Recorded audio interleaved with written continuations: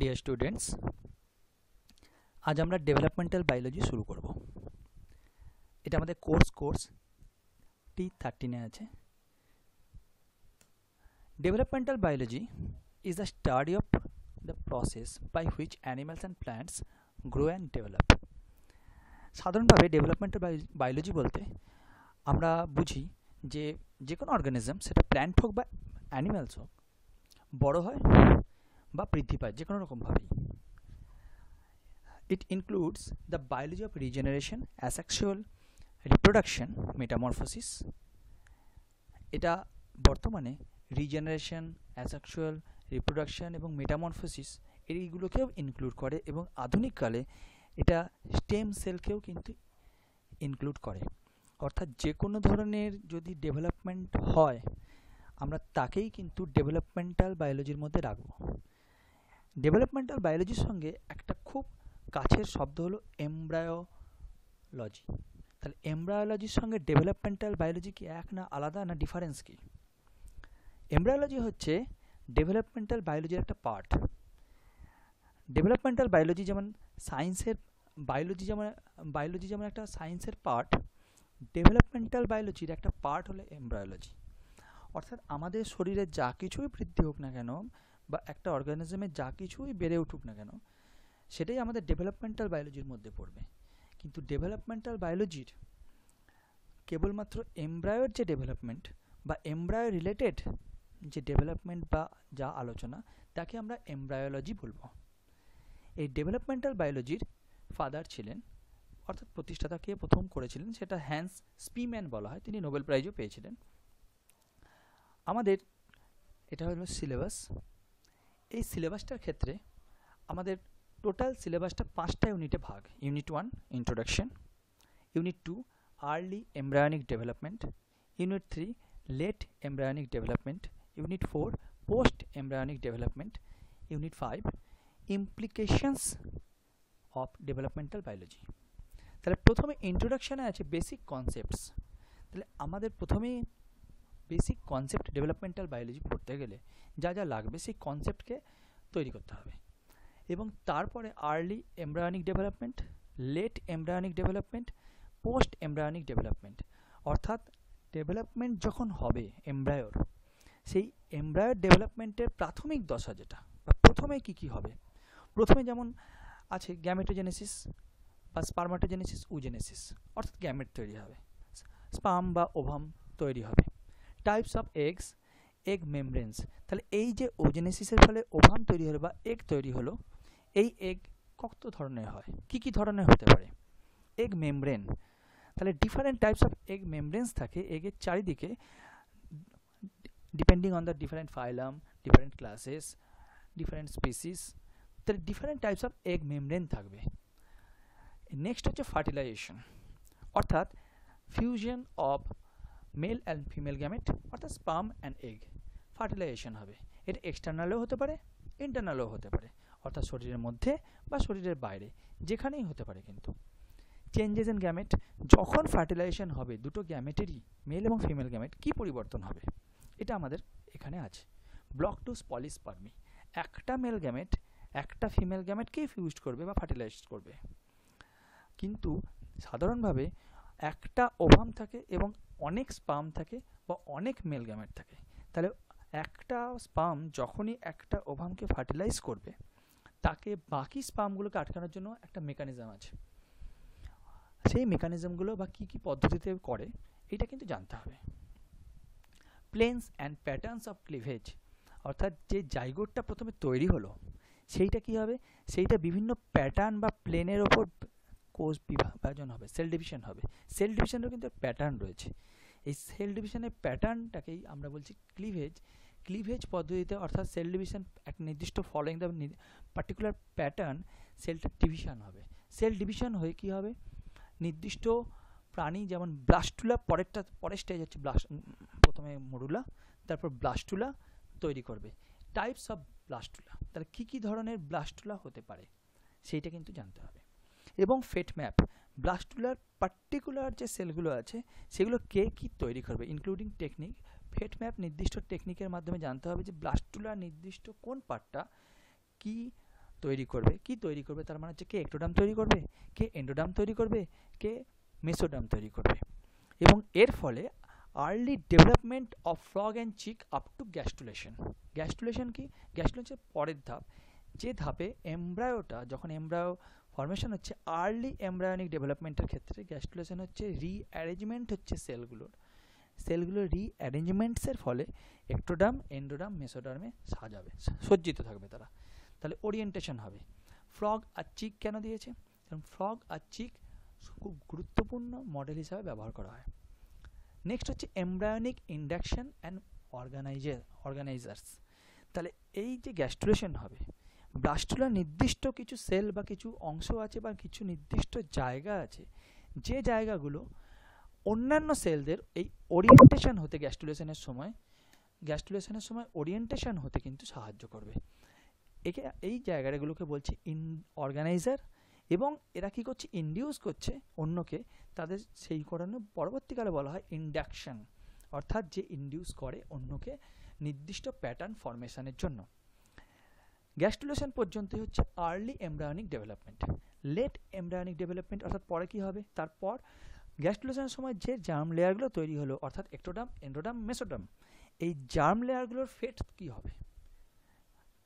এরা কি তৈরি করবে? জার্ম লেয়ারগুলো দেহের কি পরবর্তী ক্ষেত্রে তৈরি করবে, সেই ফেট কিন্তু জানতে হবে। এক্সট্রা এমব্রায়োনিক মেমব্রেন ইন বার্ডের ক্ষেত্রে যখন তার এগটা থাকে, মানে ফার্টিলাইজড এগ হয়ে গেল এবং সেটা ম্যাচুরেশনের দিকে যাচ্ছে, তখন এক্সট্রা এমব্রায়োনিক বিভিন্ন ধরনের মেমব্রেন আছে, যেমন অ্যালান্টয়েস, কোরিয়ন, এই ধরনের মেমব্রেন আছে। সেই মেমব্রেনগুলো কিন্তু বার্ডের ক্ষেত্রে পড়তে হবে। এরপর ইমপ্ল্যান্টেশন অফ এমব্রায়ো ইন হিউম্যানের ক্ষেত্রে যে এমব্রায়োটা তৈরি হলো বা ফার্টিলাইজড হলো, তারপর যে এমব্রায়ো ফর্মেশন করলো, সেটা কিন্তু ইউটেরাইন ওয়ালের মধ্যে ইমপ্ল্যান্টেশন হবে। এই ইমপ্ল্যান্টেশন পদ্ধতিটা কবে কিভাবে হচ্ছে সেটা কিন্তু জানতে হবে। নেক্সট প্লাসেন্টা হচ্ছে একটা স্পেশালাইজড টিস্যু, এবং এটা হচ্ছে একটা স্পেশালাইজড অর্গান। এর স্ট্রাকচার, টাইপ, ফাংশন, প্লাসেন্টা বিভিন্ন প্রাণীর ক্ষেত্রে কিন্তু এটা পড়তে হবে।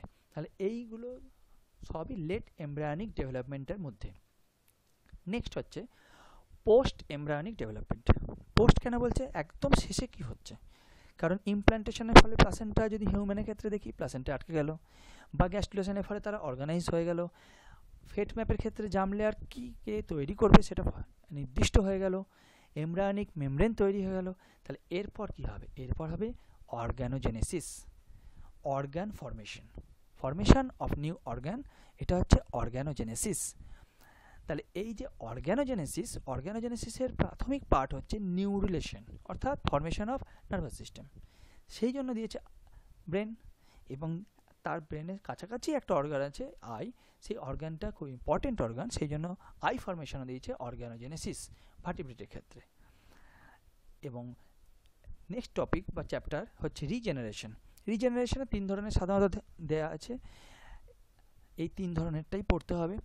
রিজেনারেশন অর্থাৎ নতুন করে কিছু তৈরি করা, অর্থাৎ আবার তৈরি করছে। কোনো একটা দেহের অংশ ভেঙে গেল, বা পার্টিকুলার কোনো একটা অঙ্গ, কিছুটা অংশ নষ্ট হয়ে গেছে, সেই অঙ্গটা আবার জেনারেট করছে বা অংশটা জেনারেট করছে, বা টোটাল একটা প্রাণীর অংশ থেকে টোটাল প্রাণীটা বা অর্গানিজমটা কিন্তু আবার তৈরি হচ্ছে। তাহলে রিজেনারেশন প্রত্যেকের ক্ষেত্রেই কম বেশি রয়েছে, প্রত্যেক প্রাণীর ক্ষেত্রে।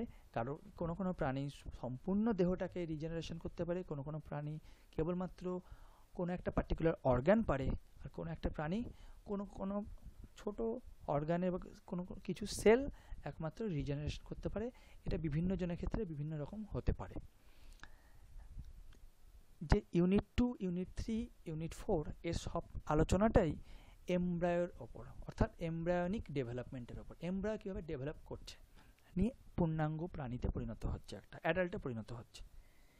এরপর কিন্তু ইমপ্লিকেশনস অফ ডেভেলপমেন্টাল বায়োলজি, অর্থাৎ এর প্রয়োগটা কী, কীভাবে আমরা ডেভেলপমেন্টাল বায়োলজিতে আমাদের এই যে জ্ঞান ডেভেলপমেন্টাল বায়োলজির বাস্তবে আমরা কীভাবে প্রয়োগ করি। এর প্রথম চ্যাপ্টার হচ্ছে টেরাটোজেনেসিস।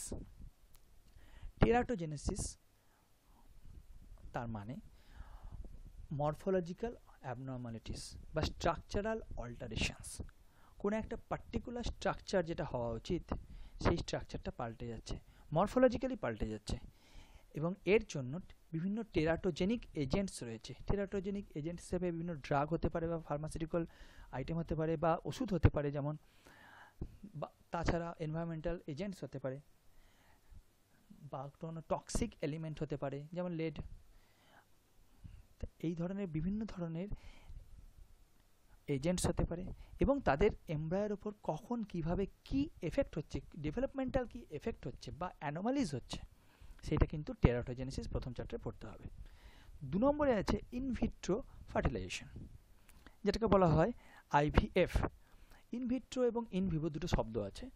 ইনভিভো তার মানে হচ্ছে within the body of an organism, তাহলে দেহের মধ্যে কোনো একটা অর্গানিজমের দেহের মধ্যে, আর in vitro outside the body of an organism, তাহলে আউটসাইড দ্য বডি সাধারণত ল্যাবরেটরিতে, তাহলে আউটসাইড দ্য বডি যখনই হচ্ছে তাকে বলছে ইনভিট্রো ফার্টিলাইজেশন। তাহলে ফার্টিলাইজেশন হচ্ছে আউটসাইড দ্য বডি অর্থাৎ ল্যাবরেটরিতে, অর্থাৎ এখানে এগ বা ওভাম স্পার্মের সঙ্গে ফার্টিলাইজ করা হচ্ছে বা ফিউশন করা হচ্ছে, সেটা আউটসাইড দ্য বডি কিন্তু করা হচ্ছে। নেক্সট চ্যাপ্টার হচ্ছে স্টেম সেল, ইসিএস অর্থাৎ embryonic stem cells. Stem cell থেকে বিভিন্ন ধরনের সেল উৎপন্ন হতে পারে বা তৈরি হতে পারে, প্রডিউস হতে পারে বা ডিফারেন্সিয়েটের জন্য তারা কিন্তু ডেস্টিনড হতে পারে। তাহলে স্টেম সেলের ক্ষেত্রে প্রাথমিকভাবে বিভাজিত হয়ে প্রথমে এক্টোডার্ম, এন্ডোডার্ম, মেসোডার্মে পরিণত হবে। তারা টোটিপটেন্ট, যে আমরা জানি যেটা, যে স্টেম সেল হচ্ছে টোটিপটেন্ট, যে কোনো সেল তৈরি করতে পারে। এরপর তারা প্লুরিপটেন্ট হবে, অর্থাৎ নির্দিষ্ট সেল তৈরি করার জন্য তারা ডেস্টিনড হবে এবং তারা নির্দিষ্ট সেল তৈরি করবে।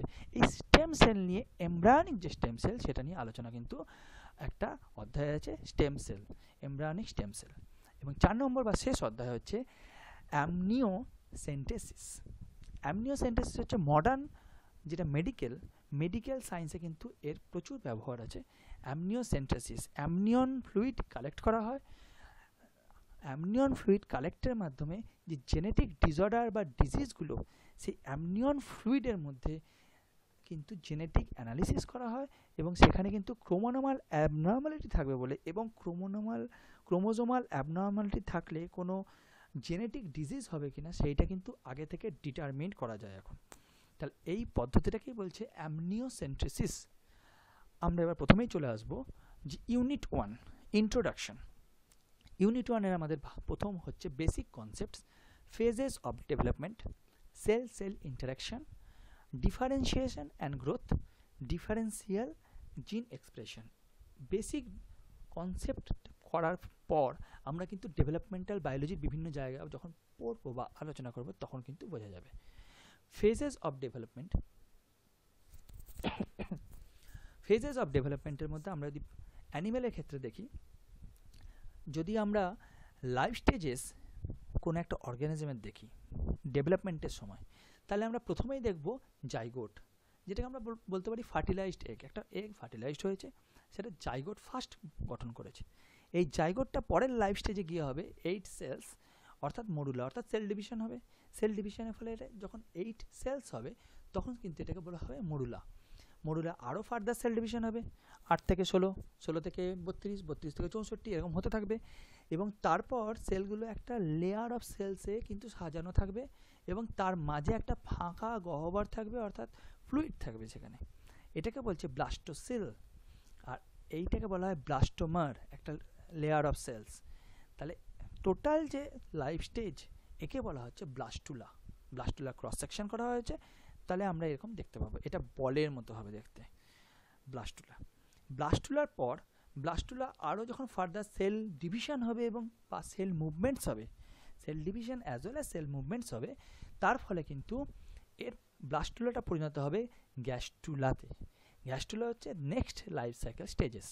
তাহলে নেক্সট লাইফ সাইকেল স্টেজ হচ্ছে গ্যাস্টুলা, এবং যেটা পরবর্তীকালে অ্যাডাল্ট অ্যানিম্যালে পরিণত হবে। তাহলে এইগুলো হলো লাইফ স্টেজেস অফ ডেভেলপমেন্ট। এইবার যদি আমরা দেখি যে ডেভেলপমেন্টাল প্রসেসের স্টেজ কি, তাহলে আমরা দেখব প্রথমেই হচ্ছে ফার্টিলাইজেশন, যার ফলে জাইগোটটা তৈরি হচ্ছে। তাহলে ফার্টিলাইজেশন প্রথম স্টেজ, এইখানে ফার্টিলাইজেশন হবে, ফার্টিলাইজেশনের ফলে এই আমরা লাইফ স্টেজটা পাবো, অর্গানিজমের। ফার্টিলাইজেশনের পর এই অংশটাই হবে ক্লিভেজ, অর্থাৎ সেল ডিভিশন। সেল যে ডিভিশন হচ্ছে, ডিভিশন হওয়ার পর্যন্ত ব্লাস্টুলা পর্যন্ত এই অংশটা সেল ডিভিশন হচ্ছে ক্লিভেজ। নির্দিষ্ট প্যাটার্নের ওপর নির্ভর করে কিন্তু ব্লাস্টুলা পর্যন্ত সেল ডিভিশন হচ্ছে। এবার ব্লাস্টুলাটা পরবর্তী ক্ষেত্রে গ্যাস্টুলা পরিণত যখন হচ্ছে, এই সময় কিন্তু পদ্ধতিটা হচ্ছে গ্যাস্টুলেশন, অর্থাৎ ব্লাস্টুলা সেল মুভমেন্টসের ফলে গ্যাস্টুলাতে যে পরিণত হচ্ছে, এই পদ্ধতিটা হচ্ছে গ্যাস্টুলেশন। গ্যাস্টুলেশনের পরে এইখানে আরও দুটো পদ্ধতি আছে, একটা হচ্ছে নিউরুলেশন আর একটা হচ্ছে অর্গানোজেনেসিস। নিউরুলেশন তার মানে হচ্ছে formation of the nervous system. প্রথমে নার্ভাস সিস্টেম ফর্মেশন হবে এখানে, এবং নার্ভাস সিস্টেম ফর্মেশনের পর অর্গান ফর্মেশন হবে। তাহলে অর্গান ফর্মেশন হবে এখানে, different types of organ formation হয়ে তারপরে কিন্তু নেক্সট বা অ্যাডাল্ট বা নেক্সট যে ডেভেলপমেন্টাল স্টেজ সেটা কিন্তু পাওয়া যাবে। অর্গানোজেনেসিসের মধ্যেই অনেক সময় নিউরুলেশনকে ফেলা হয়, অর্থাৎ যেহেতু এটা নার্ভাস সিস্টেমও তৈরি হচ্ছে, কিন্তু নিউরুলেশন অর্থাৎ প্রথমে নার্ভাস সিস্টেম তৈরি হয়, তারপর বিভিন্ন ইন্ডিভিজুয়াল অর্গান তৈরি হয় অর্গানোজেনেসিসে, এবং ডেভেলপমেন্ট চলতে থাকে।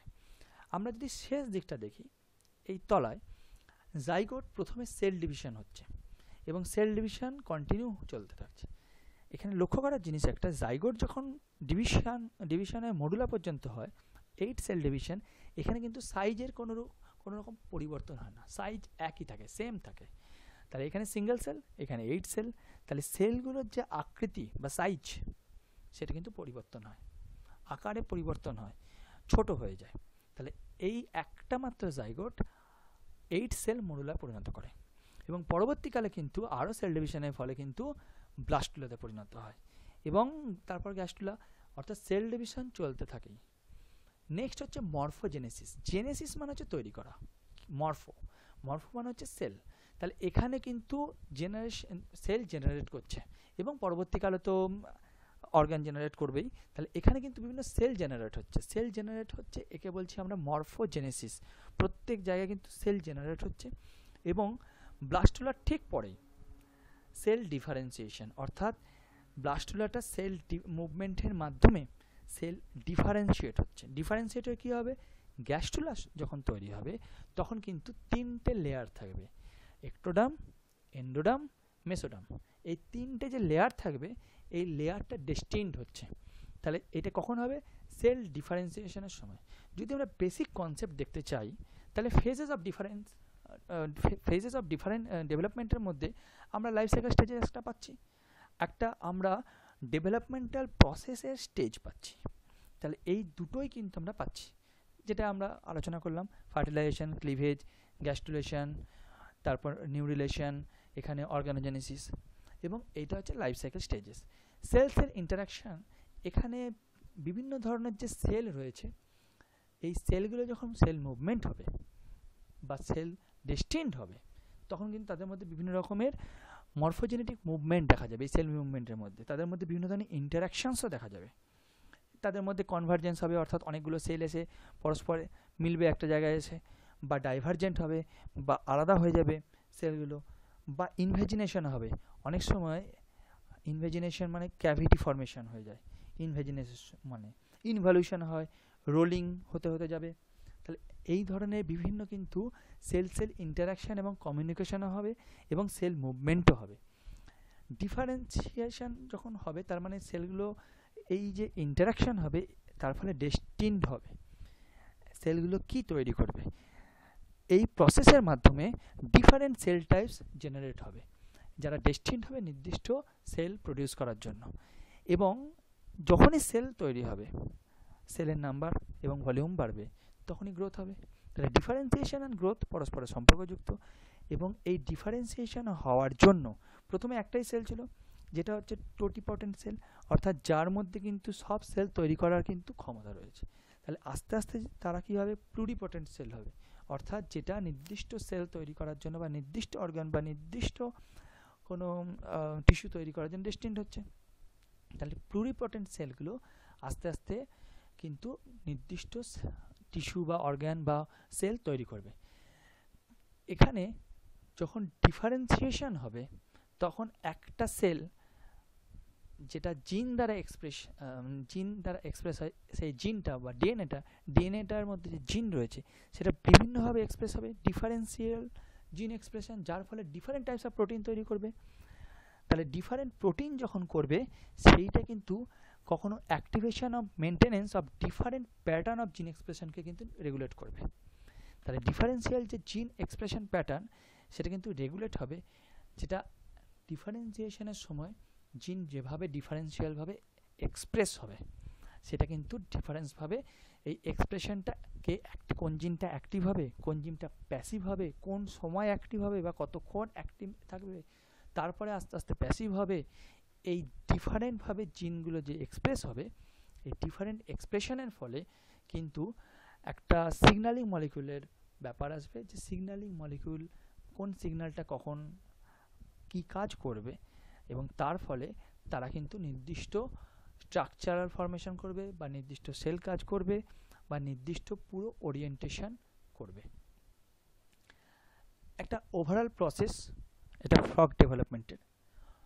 আমরা শুরু করব অ্যাডাল্ট ফ্রগ থেকে। অ্যাডাল্ট ফ্রগের প্রথমেই গ্যামেটোজেনেসিস হলো। গ্যামেটোজেনেসিস হলো তখন স্পার্ম এবং ওভাম তৈরি হলো, প্রোডাকশন অফ গ্যামেটস, এই দুটো ফিউজ হলো বা ফার্টিলাইজেশন হলো। তাহলে ওভামের মধ্যে স্পার্ম ফার্টিলাইজ করলো এবং ফার্টিলাইজেশনের ফলে জাইগোট তৈরি হলো। এবার এই জাইগোটটা ক্লিভেজ হবে, ক্লিভেজ অর্থাৎ সেল ডিভিশন হবে নির্দিষ্ট প্যাটার্ন ফরমেশন করে, অর্থাৎ নির্দিষ্টভাবে কিন্তু হ্যাপাজাটলি কিন্তু সেল ডিভিশন হবে না। তাহলে পার্টিকুলার সেল ডিভিশনের ফলে প্রথমে 8 সেল স্টেজ যেটা অর্থাৎ মডুলা তৈরি হলো, মডুলার পর ব্লাস্টুলা তৈরি হলো, ব্লাস্টুলার মধ্যে ব্লাস্টোসিল আছে আর সেলগুলো চারিদিকে ছড়িয়ে আছে, তাহলে ব্লাস্টুলা তৈরি হলো। তাহলে এই পর্যন্ত হচ্ছে ক্লিভেজ, যেখানে সেল ডিভিশন হলো নির্দিষ্ট প্যাটার্ন ফরমেশন করে। এরপর ক্লিভেজের পরেই গ্যাস্ট্রুলেশন শুরু হলো, অর্থাৎ সেলুলার মুভমেন্ট। তাহলে এইটা হচ্ছে গ্যাস্ট্রুলা, এটা আর্লি গ্যাস্ট্রুলা, যেখানে সেলগুলো ডিফারেন্টভাবে বিভিন্ন পদ্ধতিতে মুভমেন্ট করছে, মরফোলজিক্যাল মুভমেন্ট। তাহলে এই মরফোলজিক্যাল মুভমেন্টসের ফলে কিন্তু যে সেলগুলো ছিল ব্লাস্টুলাতে সেগুলো নির্দিষ্ট 3টে স্তরে বা নির্দিষ্ট 3টেভাবে এক্টোডার্ম, এন্ডোডার্ম, মেসোডার্ম, এই 3টেতে বিভক্ত হলো এবং পার্টিকুলার 3ভাবে কিন্তু নির্দিষ্টভাবে ওরিয়েন্টেশন হয়ে রইল। এবং তার পরের ধাপই হচ্ছে গ্যাস্ট্রুলেশনের পরের ধাপ হচ্ছে অর্গানোজেনেসিস, অর্থাৎ অর্গানো ফরমেশন। অর্গানোজেনেসিসের প্রথমেই যেটা হয় সেটা হচ্ছে নিউরুলেশন বা ফরমেশন অফ নার্ভাস সিস্টেম। এখানে একটা নার্ভাস সিস্টেম ফরমেশন হওয়ার প্রাথমিক অংশটা কিন্তু শুরু হয়ে গেছে। তাহলে এই অর্গানোজেনেসিস যা ফরমেশন অফ অর্গান, এটা ব্যাঙের ক্ষেত্রে বিভিন্ন ধরনের অর্গান পরপর ফরমেশন হয়ে যাচ্ছে এবং তার ফলে লার্ভা তৈরি হলো। এর নেক্সট ব্যাঙের ধাপ হচ্ছে মেটামরফোসিস, অর্থাৎ লার্ভাটা অর্থাৎ ব্যাঙাচিটা ম্যাচিওর হলো ব্যাঙে, অর্থাৎ মেটামরফোসিসকেও কিন্তু এখানে দেখানো হয়েছে। সেই কারণে আমরা ওভারঅল প্রসেস অফ ফ্রগ ডেভেলপমেন্টের হিসাবে এখানে আমরা ব্যাঙকে বেছে নিয়েছি, কারণ অন্যদের ক্ষেত্রে হয়তো এই মেটামরফোসিস কিন্তু দেখতে পাওয়া যাবে না, ব্যাঙের ক্ষেত্রে কিন্তু মেটামরফোসিসটা দেখতে পাওয়া যায়। এটা একটা overall process of frog development. Unit 2 early embryonic development. প্রাথমিকভাবে কি হচ্ছে ডেভেলপমেন্টের পদ্ধতিতে, এখানে 7টা আমাদের আছে, 7টা চ্যাপ্টার আমাদের আলোচনা করতে হবে অর্থাৎ পড়তে হবে। প্রথমে হচ্ছে gametogenesis. Gametes development in the gonads. তাহলে গোনাডের মধ্যে গ্যামেট ডেভেলপমেন্ট হচ্ছে। গোনাড মানে কি? গোনাড হচ্ছে টেস্টিস এবং ওভারি। তাহলে কি গ্যামেট তৈরি হচ্ছে? আমরা স্পার্মাটোজেনেসিস আর উজেনেসিস দুটো পদ্ধতি। মেলের মধ্যে স্পার্মাটোজেনেসিস অর্থাৎ প্রোডাকশন অফ স্পার্ম হচ্ছে, জেনেসিস তৈরি হওয়া, স্পার্ম প্রোডাকশন হচ্ছে বা স্পার্ম তৈরি হচ্ছে, তাহলে স্পার্মাটোজেনেসিস। উজেনেসিস ওভাম জেনারেশন হচ্ছে ফিমেলের মধ্যে। মেলের মধ্যে প্রাইমারি স্পার্মাটোসাইট থেকে মিওসিস সেল ডিভিশনের মাধ্যমে স্পার্ম তৈরি হচ্ছে, আর উজেনেসিসের প্রাইমারি স্পার্মাটোসাইটের থেকে মিওসিস কোষ বিভাজনের মাধ্যমে ওভাম তৈরি হচ্ছে। যে 4টে তৈরি হচ্ছে তার মধ্যে সবথেকে যেটা বড় সেইটাই কিন্তু ওভাম হবে। স্পার্মের ক্ষেত্রে যেমন প্রত্যেকটাই স্পার্মে পরিবর্তন হচ্ছে, কিন্তু ওভামের ক্ষেত্রে মাত্র সিঙ্গেল একটাই সেল হবে যেটা ওভামে পরিবর্তিত হবে, বাকিগুলো পোলার বডি হবে। আমাদের পরের চ্যাপ্টার হচ্ছে types of eggs, egg membrane. আমরা যে এগ দেখলাম ওভাম, এই ওভামটা বিভিন্ন ধরনের হতে পারে বিভিন্ন ক্লাস এবং ফাইলামের ভিত্তিতে, এবং এর বিভিন্ন ধরনের মেমব্রেনসও থাকতে পারে। সাধারণত 3 ধরনের মেমব্রেন থাকতে পারে। প্রথম সবথেকে বাইরে ম্যামাদের ক্ষেত্রে যেমন জোনা পেলুডিসা আর কোরিয়ন থাকে ইনসেক্টের ক্ষেত্রে, সেকেন্ডারি এগ মেমব্রেন থাকতে পারে, টার্সিয়ারি এগ মেমব্রেন থাকতে পারে। তবে এটা বিভিন্ন প্রাণীর ক্ষেত্রে, বিভিন্ন অর্গানিজমের ক্ষেত্রে বিভিন্ন ধরনের হয়ে থাকে, মানে অ্যানিম্যালের ক্ষেত্রে। এখানে সাধারণভাবে একটা এগ মেমব্রেন ফ্রগের দেখানো হয়েছে, যার বাইরে সব থেকে আছে জেলিকোট, এই মেমব্রেনটা। 2 নম্বর হচ্ছে ভাইটেলাইন মেমব্রেন, এই যে 2 নম্বর মেমব্রেন, বাইরে জেলিকোট, তারপর ভাইটেলাইন মেমব্রেন। 3 নম্বর যে মেমব্রেনটা আছে সেটা হচ্ছে প্লাজমা মেমব্রেন। তাহলে এইটা হচ্ছে প্লাজমা মেমব্রেন। তাহলে ফ্রগের ক্ষেত্রে এই ধরনের মেমব্রেন থাকতেই পারে। আবার এর সঙ্গে আমাদের আরেকটা জিনিস পড়তে হবে, যেমন এগের বিভিন্ন ধরনের মেমব্রেন আছে, তেমনি বিভিন্ন ধরনের এগ পড়তে হবে। Different types of egg, different types of এগের মধ্যে কি পড়তে হবে? ডিফারেন্ট টাইপস অফ এগের মধ্যে পড়তে হবে সেটা হচ্ছে কোনো এগে দেখা যায় যে এগ ইয়ক আছে, কোনোটাই নেই। অ্যালেসিথাল, যার ইয়কই নেই, বা মাইক্রোলেসিথাল, এই যে মাইক্রোলেসিথাল যার মধ্যে অল্প ইয়ক আছে। মেসোলেসিথাল, মাঝারি মানের ইয়ক আছে। তারপর ম্যাক্রোলেসিথাল বা টেলোলেসিথাল যদি হয় অনেক পরিমাণে ইয়ক আছে। তাহলে ইয়কের ওপর ভিত্তি করে বা নির্ভর করে আমরা কিন্তু ডিফারেন্টভাবে ভাগ করা যেতে পারে। আবার ডিস্ট্রিবিউশন অফ ইয়ক, কেমনভাবে ডিস্ট্রিবিউট করা আছে তার উপর ভাগ করা যেতে পারে বা করা হয়। হোমোলেসিথাল, চারিদিকে ছড়িয়ে আছে, নিচের দিকে যদি থাকে টেলোলেসিথাল। তাহলে distribution of yolk, distribution of ইয়কের পরিমাণের উপর, কোয়ান্টিটি অফ ইয়ক এবং শেল অফ দ্য এগস, এর ওপর নির্ভর করে কিন্তু ডিফারেন্ট রকমের এগ হয়। এগুলো আমাদের আলোচনা করতে হবে। এর পরের চ্যাপ্টার হচ্ছে ফার্টিলাইজেশন। ফার্টিলাইজেশন হচ্ছে male and female gamete fusion. Male gamete অর্থাৎ স্পার্ম ফিউজড করবে ফিমেল গ্যামেটকে। এখানে একটা ফিমেল গ্যামেট দেখানো রয়েছে, ওভাম দেখানো রয়েছে, যার বাইরের স্তর হচ্ছে জোনা পেলুডিসা। তারপরে হচ্ছে প্রি ভাইটেলাইন মেমব্রেন, কারণ ভাইটেলাইন মেমব্রেন আছে, আর এটা প্রি ভাইটেলাইন মেমব্রেন। তার ভেতরের অংশ হচ্ছে এগ প্লাজমা মেমব্রেন। এখানে বিভিন্ন ধাপে একটা স্পার্ম এসে একটা ওভামের সঙ্গে ফার্টিলাইজ করে। এইগুলোকে 1 2 3 4 5 6 বলে দেখিয়েছে এখানে। অ্যাক্রোজোমের মধ্যে যে অ্যাক্রোজোম প্রথমে ইন্টারাকশন করে জোনা পেলুডিসার সঙ্গে, হাইড্রোলাইটিক এনজাইমস আছে অ্যাক্রোজোমের মধ্যে, এবং আস্তে আস্তে সেই হাইড্রোলাইটিক এনজাইম দিয়েই সেই ইন্টারাকশন করে চলে আসে একদম প্রি ভাইটেলাইন স্পেসে, যেখানে প্রোটিন রিসেপ্টর আছে। প্রোটিন রিসেপ্টর প্রি ভাইটেলাইন স্পেসে যেই স্পার্ম চলে আসবে, তারা কিন্তু আস্তে আস্তে তার সঙ্গে রিয়াকশন করে প্লাজমা মেমব্রেনের সঙ্গে স্পার্মটা ফিউজ হয়ে যাবে। ফিউজ হয়ে স্পার্মটা আর ভেতরে যাবে না, কেবলমাত্র যে নিউক্লিয়াসটা আছে স্পার্মের, সেইটা কেবলমাত্র ভেতরে চলে যাবে। এবং এই যে স্পার্ম এবং ওভামের ফিউজ হলো, একটা স্পার্ম যেই ফিউজ হবে তখনই কিন্তু পুরো স্পার্মের এবং ওভারের যে স্ট্রাকচারগুলো, অর্থাৎ যে ফিউজড স্পার্ম অ্যান্ড ওভাম হয়ে গেল, তার এমনভাবে স্ট্রাকচারটা পরিবর্তন হবে যার ফলে সে আর কোনো স্পার্মকে আসতে দেবে না, অর্থাৎ পলিস্পার্মিকে ব্লক করবে, অন্য কোনো স্পার্মকে এন্ট্রি দেবে না ওভামের মধ্যে। তাহলে এই ফার্টিলাইজেশন 3 নম্বর অধ্যায় আমাদের, যেটা আমাদের আলোচনা পড়তে হবে। নেক্সট আমাদের চ্যাপ্টার হচ্ছে plain and pattern of cleavage. Cleavage কি?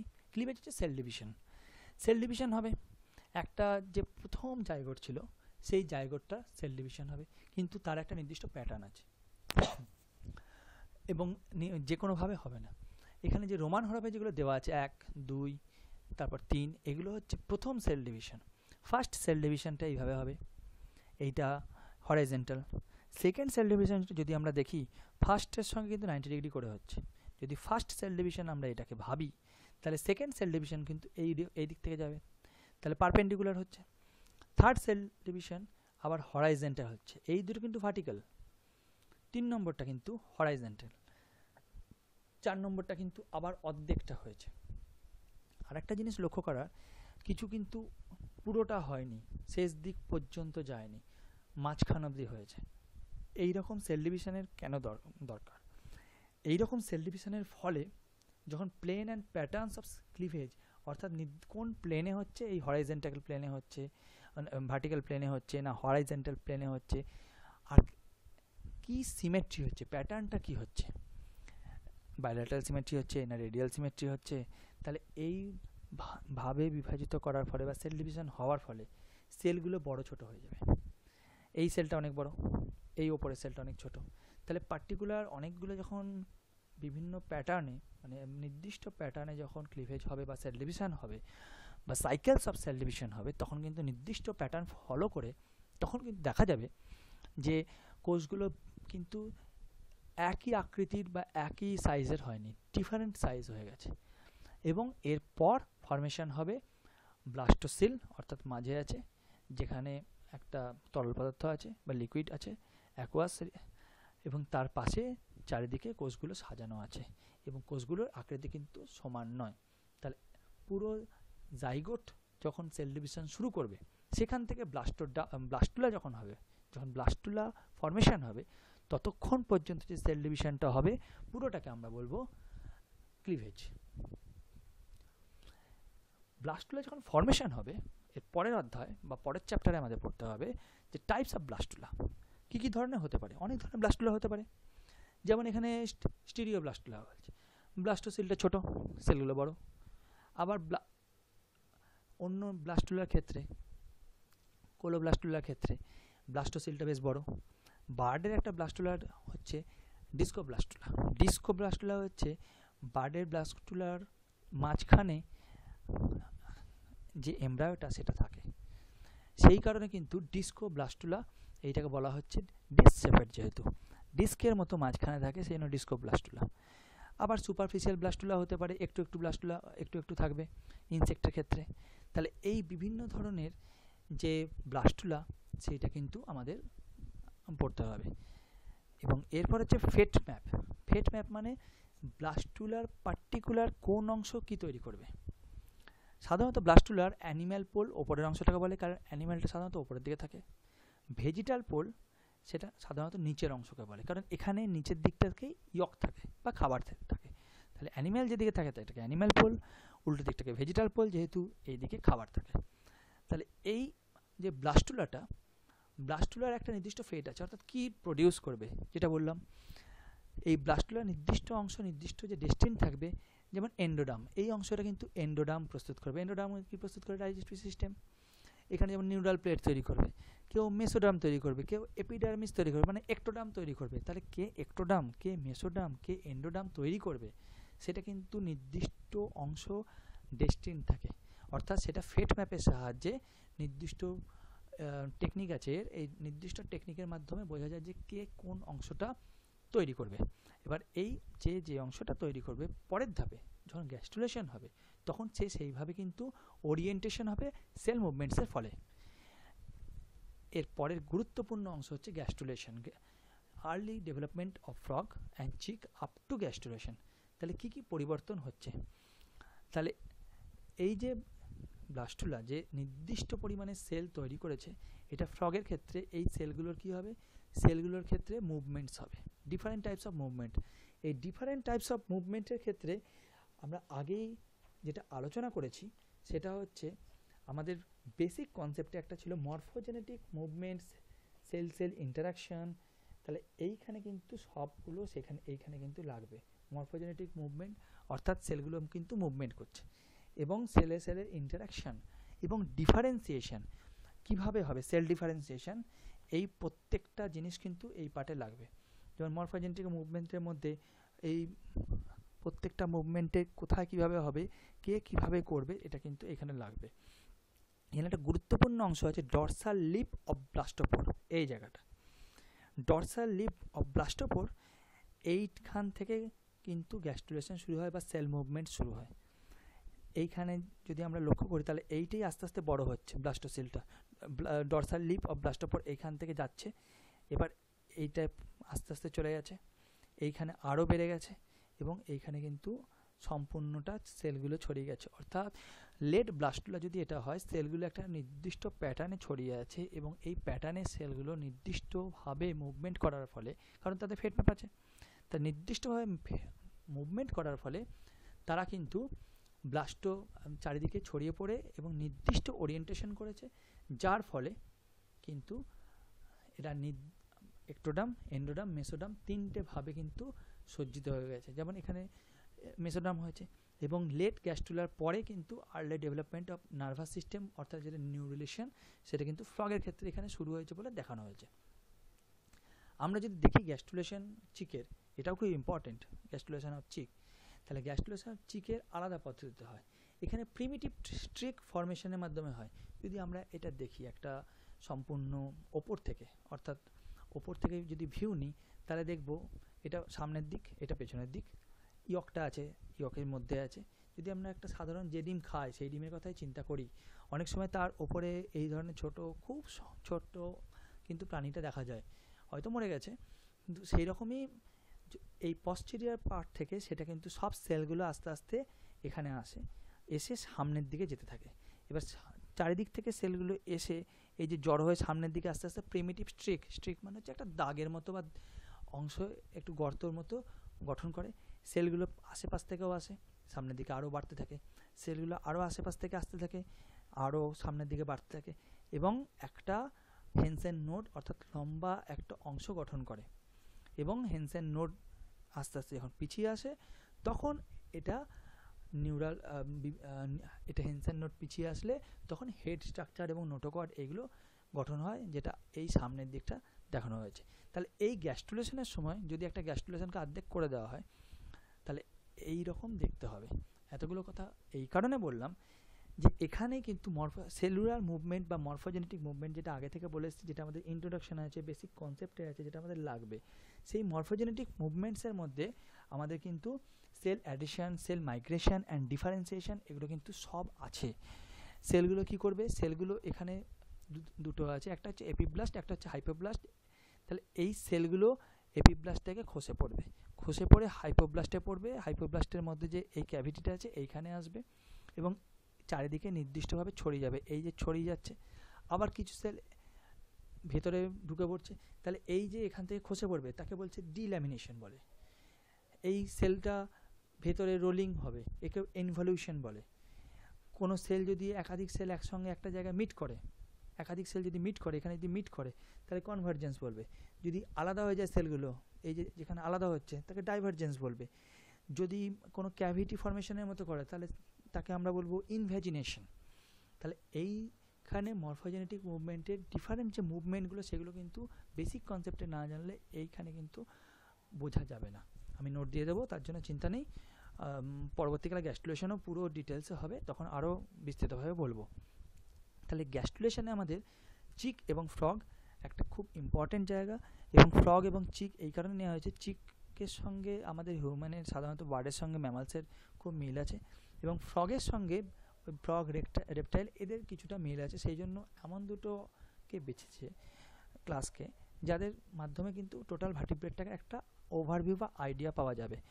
এবং চিকেরটা সহজে পাওয়া যায় এবং ফ্রগেরটাও সহজে পাওয়া যায় এবং এদের নিয়ে পরীক্ষা করা সোজা, সেই কারণে এদের নিয়ে পরীক্ষা করা হয়।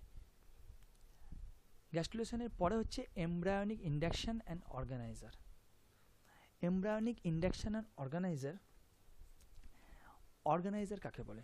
অর্গানাইজার পার্টিকুলার কোনো একটা অংশ বা টিস্যু বা সেলসকে বলে যে অন্যকে ইনডিউস করে, অন্যকে ইনডিউসের মাধ্যমে অর্গানাইজিং করে, অর্থাৎ সেলুলার কীভাবে অর্গানাইজ করবে সেটা অন্যদের বলে দেয়। কে বলে দেয়? কোনো একটা পার্টিকুলার টিস্যু বা সেল।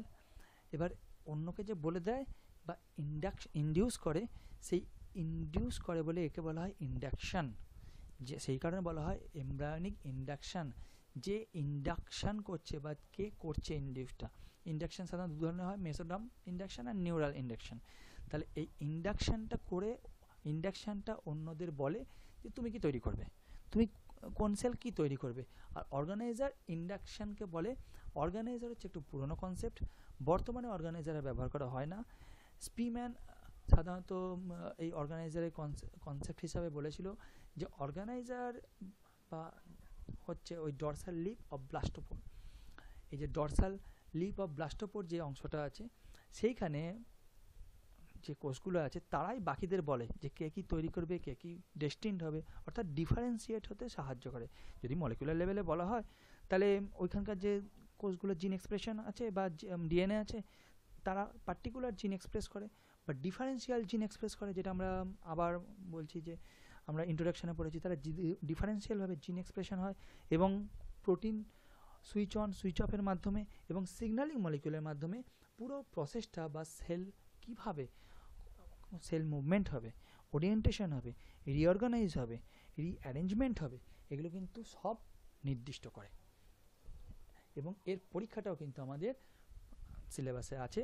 এর পরীক্ষাটা খুব সোজা, আমি ডিটেলসে পরে বলবোই। এটা কী করেছিল বলা হয়, ডরসাল লিপ অফ ব্লাস্টোপোর, যেটা বললাম একটা ব্লাস্টুলা থেকে যখন গ্যাস্টুলা তৈরি হয় বা প্রসেসে হয়, ডরসাল লিপ এইখানটা, তাহলে এইখান থেকে প্রথম সেলুলার মুভমেন্টটা শুরু হয় এবং এখান থেকে মুভমেন্টটা শুরু হয়ে বলা হয় যে টোটাল যে অর্গানিজম সেটা তৈরি করে বা টোটাল প্রাণীটা বা অ্যানিম্যালটা তৈরি হয়। তাহলে কী করেছে, আরেকটা ডরসাল লিপ অফ ব্লাস্টোপোর আরেকটা যে অ্যানিম্যালের থেকে বা অর্গানিজমের থেকে নিয়ে অন্য জায়গায় উল্টো দিকে লাগিয়ে দিয়েছে, গ্রাফট করেছে, এটাকে গ্রাফটিং বলছে। তাহলে গ্রাফট করেছে, গ্রাফট করার ফলে কি, যেটা নর্মালি প্রাইমারি ইনভেজিনেশন হচ্ছে এখানে হচ্ছে, সেকেন্ডারি ইনভেজিনেশনও শুরু হয়ে গেছে যেহেতু গ্রাফট করেছে। এটা একটা ডরসাল লিপ অফ ব্লাস্টোপোর এবং পদ্ধতিতে দেখা যাচ্ছে যে পরবর্তীকালে দুটো প্রাণী জয়েন্টভাবে তৈরি হয়েছে, কারণ এদিক থেকে যা গেছে অর্থাৎ এদিক থেকে যে তৈরি হয়েছে এই একটা প্রাণী তৈরি করেছে, আবার যে যেখানে গ্রাফট করা হয়েছে লাল অংশটায় সেও কিন্তু মরফোজেনেটিক মুভমেন্ট করেছে, সেলুলার মুভমেন্ট করেছে, সেখানে কিন্তু আরেকটা প্রাণী তৈরি করেছে। অর্থাৎ এই দুটোই কিন্তু টোটিপটেন্সি দেখাচ্ছে, অর্থাৎ টোটাল বডি বা টোটাল অর্গানিজমকে কিন্তু এরা তৈরি করতে পারছে। এতদূর পর্যন্ত কিন্তু সেলগুলো টোটিপটেন্স রয়েছে ব্লাস্টুলা পর্যন্ত। গ্যাস্টুলেশনের সময় কিন্তু তারা মরফোজেনেটিক মুভমেন্ট করছে। এইটাই এক্সপেরিমেন্টাল এমব্রায়োনিক ইন্ডাকশন, অর্থাৎ এমব্রায়োনিক ইন্ডাকশন কি, যেটা অর্গানাইজার বলছে ডরসাল লিপ অফ ব্লাস্টোপোর, সেইটাকেই পরবর্তীকালে পরীক্ষার মাধ্যমে স্পিরম্যান ইন্ডাকশন বলেছে। তো এই ডরসাল লিপ অফ ব্লাস্টোপোর হচ্ছে একটা এমব্রায়োনিক ইন্ডাকশন বা ইনডিউসার। এ কী করছে, অন্যকে ইনডিউস করছে সেলগুলোকে যে তুমি কী কী তৈরি করবে, গ্যাস্টুলেশনের ফলে কী কী তৈরি করবে, এক্টোডাম, এন্ডোডাম, মেসোডাম। এবার তারপর তারা কী করছে, তারা নির্দিষ্ট অর্গান ফর্মেশন করছে অর্গানোজেনেসিসের মাধ্যমে। সেকেন্ডারি যে গ্রাফট করা হয়েছে সেও একই জিনিস করছে, তার ফলে দুজনে দুটো একই রকম অর্গানিজম ফিউজড অবস্থায় কিন্তু আমরা পেয়েছি পরীক্ষার মাধ্যমে, অর্থাৎ স্পিরম্যান পেয়েছেন। এটা হচ্ছে এমব্রায়োনিক ইন্ডাকশনের পরীক্ষা।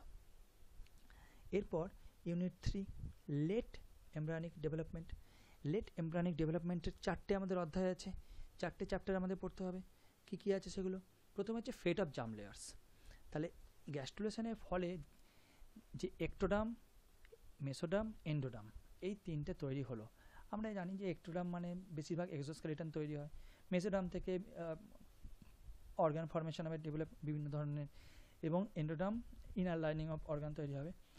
এই ফেট ম্যাপ যেটা এরা নির্দিষ্ট যে সজ্জিত হলো, এরা আবার যার জন্য যেটা ডেস্টিনড বা যা তৈরি করবে সেইটা কিন্তু ফেট অফ জার্ম লেয়ার্স। তাহলে এই যে তিনটে জার্ম লেয়ার তৈরি হলো, এক্টোডাম, মেসোডাম, এন্ডোডাম, এই জার্ম লেয়ারগুলো নির্দিষ্ট অংশ বা অর্গান বা টিস্যু বা যেটা তারা তৈরি করার কথা সেইটা কিন্তু তারা তৈরি করে যাবে। যেমন এন্ডোডার্মের ক্ষেত্রে দু একটা যদি বলি, gastrointestinal tract from pharynx to upper rectum. তাহলে গ্যাস্ট্রোইন্টেস্টিনাল ট্র্যাকের মাধ্যমে কি মধ্যে কী পড়ছে, এন্ডোডার্ম তৈরি করবে। প্রথমে ফ্যারিংসের পর পড়ছে আমাদের ওসোফেগাস, ওসোফেগাসের পর পাকস্থলী পড়ছে অর্থাৎ স্টোমাক, তারপরে আমাদের পড়ছে ক্ষুদ্রান্ত স্মল ইন্টেস্টাইন, লার্জ ইন্টেস্টাইনের কিছুটা পার্ট আপ টু রেকটাম বলছে, আর লিভার, প্যানক্রিয়াস এরা আমাদের এমনি ডাইজেস্টিভ গ্ল্যান্ড। তাহলে এইগুলো সব কিন্তু এন্ডোডাম তৈরি করছে। মেসোডাম কী তৈরি করছে, মেসোডাম মাসেলস করছে, বোনস তৈরি করছে, রিপ্রোডাক্টিভ সিস্টেম তৈরি করছে, সার্কুলারি সিস্টেম তৈরি করছে। তাহলে মেসোডাম এইগুলো করছে। এক্টোডাম কী করছে, এক্টোডামের যেটা নিউরাল ক্রেস্ট, তার মানে যে হাড়গুলো রয়েছে তার চূড়াটা শুধু একটা গুরুত্বপূর্ণ জিনিস, যেমন হচ্ছে এপিডার্মিস অর্থাৎ আমাদের ত্বক, ওরাল এপিথেলিয়াম, এই এপিথেলিয়াম অর্থাৎ ত্বক আমাদের মুখের যে লাইনিংটা রয়েছে। তাহলে আমাদের যে বাহ্যিক যে ত্বক, স্কিন, এগুলো কিন্তু সব এক্টোডার্ম তৈরি করছে। তাহলে এই যে কে কী তৈরি করবে সেটা কিন্তু ডেস্টিনড, এবং এটাই বলছে ফেট অফ জার্ম লেয়ার্স। এই লেয়ারগুলোর ফেট কী। 2 নম্বর চ্যাপ্টার হচ্ছে extra embryonic membrane in birds. Extra embryonic membrane যখন ডেভেলপমেন্টের পরের দিকে, তখন কিন্তু যে এমব্রায়োটা তৈরি হলো সেইটাকে কিন্তু, এই যে এমব্রায়ো তৈরি হলো, এই এমব্রায়োটাকে বাঁচিয়ে রাখতে হবে, অর্থাৎ এমব্রায়োটাকে প্রোটেকশান দিতে হবে, তাকে খাবার দিতে হবে। তার খাবারের ফলে যে বর্জ্য পদার্থ তৈরি হচ্ছে সেই বর্জ্য পদার্থগুলো দেহ থেকে বার করতে হবে, দূর করতে হবে। তাহলে এই সব কিছুর জন্য বিভিন্ন ধরনের মেমব্রেন্স তৈরি হয়। সাধারণভাবে প্রাথমিক অবস্থায় থাকে কোরিয়ন আর অ্যামনিয়ন। কোরিয়ন হচ্ছে সবথেকে বাইরেরটা, অ্যামনিয়ন হচ্ছে একদম যে এমব্রায়ো আছে তার বাইরে আছে অ্যামনিওটিক ক্যাভিটি, অ্যামনিওটিক ক্যাভিটির বাইরেই হচ্ছে অ্যামনিয়ন। তাহলে প্রথমে থাকছে অ্যামনিয়ন আর একদম বাইরে থেকে কোরিয়ন। এবার যখন ডেভেলপমেন্ট হবে, অর্থাৎ যেহেতু এটা লেট ডেভেলপমেন্টাল স্টেজে, তাহলে এমব্রায়োনিক ডেভেলপমেন্টালের লেটেস্ট স্টেজে, তখন এখান থেকে কিন্তু এই অ্যালান্টয়েস তৈরি হবে। অ্যালান্টয়েস তৈরি হবে কেন?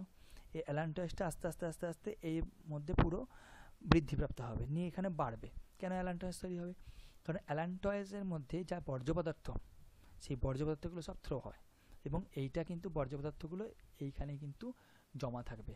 কারণ সেলুলার মধ্যে এর বিভিন্ন রকম বিপাক হবে, মেটাবলিজম হবে, মেটাবলিজমের ফলে খারাপ জিনিস উৎপন্ন হবে কিছু, যেটা হার্ম করতে পারবে এমব্রায়োকে, সেটা বার করে জমিয়ে রাখতে হবে। তাহলে সেটা অ্যালান্টয়েসের মধ্যে কিন্তু বার করে জমিয়ে রাখতে হবে, যেটা এন্ডোডার্ম আর মেসোডার্ম থেকে তৈরি হয়। আরেকটা আছে ইয়ক স্যাক। এই যে ইয়ককে ঘিরে কিন্তু ইয়ক স্যাকও কিন্তু তৈরি হবে। সাধারণত এই এক্সট্রা এমব্রায়োনিক মেমব্রেনের মধ্যে অ্যামনিয়ন, কোরিয়ন, অ্যালান্টয়েস এই তিনটে তো আছেই, তার সঙ্গে ইয়ক স্যাক, এই চারটে এমব্রায়োনিক মেমব্রেন থাকে। 3 নম্বর আমাদের চ্যাপ্টার আছে implantation of embryo in human. আমরা যদি দেখি যে এমব্রায়োনিক ডেভেলপমেন্টের আর্লি স্টেজ, সেখানে ফার্টিলাইজেশন থেকে শুরু করে গ্যাস্ট্রুলেশন পর্যন্ত, এমব্রায়োনিক ডেভেলপমেন্ট যেখানে লেটার স্টেজ, সেখানে কিন্তু 3 নম্বর অধ্যায়ে আমরা হচ্ছে ইমপ্ল্যান্টেশন, অর্থাৎ যে এমব্রায়োটা তৈরি হলো, গ্যাস্ট্রুলেশন কিন্তু হয়ে গেছে বা চলছে, বা গ্যাস্ট্রুলেশনের স্টেজ, সেই স্টেজটায় গ্যাস্ট্রুলেশনের শেষের দিকে বা চলছে, এই ধরনের স্টেজে কিন্তু আমাদের ইমপ্ল্যান্টেশন হবে হিউম্যানের ক্ষেত্রে। হিউম্যানের ক্ষেত্রে এই একটা সাধারণভাবে ওভারি, ফ্যালোপিয়ান টিউব আর ইউটেরাস, এই পুরো ফিমেল রিপ্রোডাক্টিভ অর্গানের এই অংশটা কেটে নিয়ে বড় করে দেখানো হয়েছে। এখানে ওভারি আছে, ওভারি থেকে যে একটা নির্দিষ্ট ওভাম বা উসাইড যাকে বলছে, ওভুলেশনের ফলে বেরিয়ে এসছে, এবং ওভুলেশনের ফলে বেরিয়ে আসার পর একটু এগিয়েই কিন্তু এখানে ফার্টিলাইজেশনটা অকার করছে। আমরা জানি ফার্টিলাইজেশনের কোথায় হয়? ফ্যালোপিয়ান টিউবের মধ্যে। তাহলে ফ্যালোপিয়ান টিউবের মধ্যে এখানে অনেকগুলো স্পার্ম এসছে এবং প্রবেশ করার চেষ্টা করছে, এন্ট্রি নেওয়ার চেষ্টা করছে। একটা স্পার্ম কিন্তু প্রবেশ করেছে বা এন্ট্রি হয়েছে। এবার যেই একটা স্পার্ম এন্ট্রি হয়েছে, এরপরে কিন্তু ডে 1 এটা ফার্টিলাইজেশন। একটা স্পার্ম যেই এন্ট্রি হয়েছে, এইখানে কিন্তু একটা স্পার্ম নিউক্লিয়াস, একটা ওভামের নিউক্লিয়াস, দুটো নিউক্লিয়াস এবার ফিউজড হবে, এবং এটা ফার্টিলাইজড এগ অর্থাৎ জাইগোট হবে। এবং জাইগোট হওয়ার ফলে এটা হচ্ছে ডে 1, প্রথম যেটা দিন, সেই এখানে ফার্টিলাইজটা হচ্ছে এবং ফ্যালোপিয়ান টিউবে ফার্টিলাইজেশনটা ঘটবে। এবার ফার্টিলাইজেশনটা হওয়ার পর ফ্যালোপিয়ান টিউবে হলেও সেটা কিন্তু ইমপ্ল্যান্ট কোথায় হবে? সেটা ইউটেরাসে হবে। ইউটেরাস মানে এই রকম জায়গায় ইমপ্ল্যান্ট হবে, এখানে বা এখানে। তাহলে এটা আস্তে আস্তে নিচের দিকে আসছে, নিয়ে ইমপ্ল্যান্টটা হবে।